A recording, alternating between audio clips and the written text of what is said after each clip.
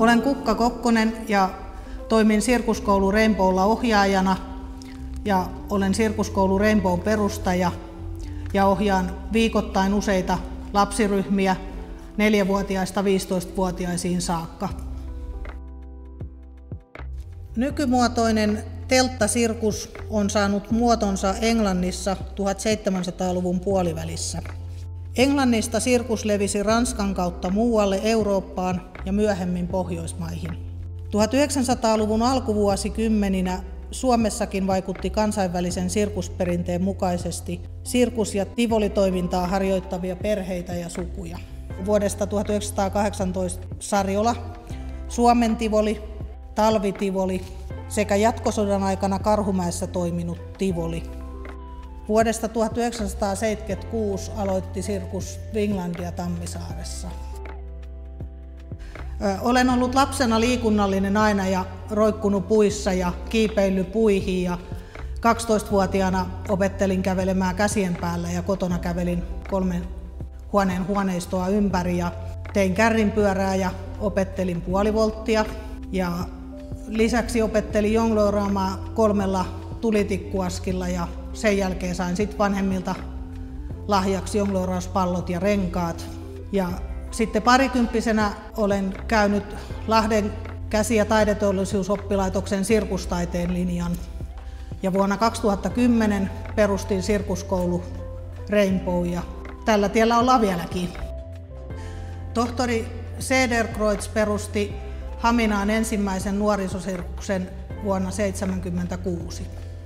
Nuorisosirkusliitto perustettiin vuonna 1991 ja tällä hetkellä Nuorisosirkusliitolla on 46 jäsenyhteisöä ja sirkusharrastajia on Suomessa yhteensä noin 10 000. Nuorisosirkukset antaa hyvän pohjan ammatilliselle sirkusalan koulutukseen hakeutumiselle. Suomessa on korkeatasoinen sirkusalan ammattikoulutus. Lahden koulutuskeskus Salpauksen 3-vuotinen sirkuslinja, josta valmistuu sirkusartisteja, sekä Turun ammattikorkean linja, joka on 4-vuotinen sirkuslinja. Sirkus kehittää sosiaalisia taitoja. Sirkusta tehdään ihmisten iloksi ja yksi ihminen yleisössä on yhtä tärkeä kuin 10 000 katsojaa. Artistin täytyy siis aina tehdä esitys yhtä hyvin ja arvostaa siten yleisöä.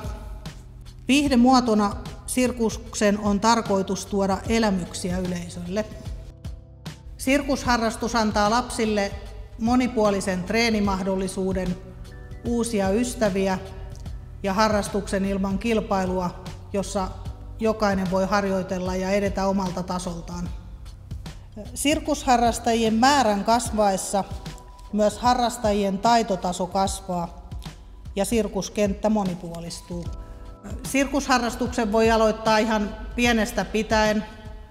2-vuotias lapsi matkii, mitä aikuinen tekee ja oppii ja motoriikka kehittyy. Ja Suomessa on myös tällä hetkellä vauvasirkusta. Myös aikuisena voi aloittaa sirkusharrastuksen ja on jopa yksilöitä, jotka ovat edenneet aikuisena aloitettuaan ammattilaistasolle saakka.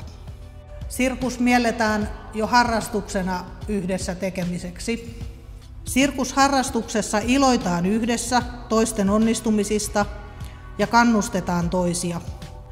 Esitykset suunnitellaan ja valmistetaan yhdessä. Harrastuksessa kasvaa itsetunto ja taidoista on hyötyä myös myöhemmin elämässä.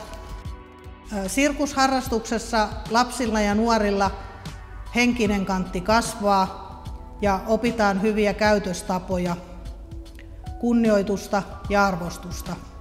Itse vien perinteitä eteenpäin opettamalla lapsille ja nuorille sirkustaitoja ja pyrin kannustamaan heitä eteenpäin.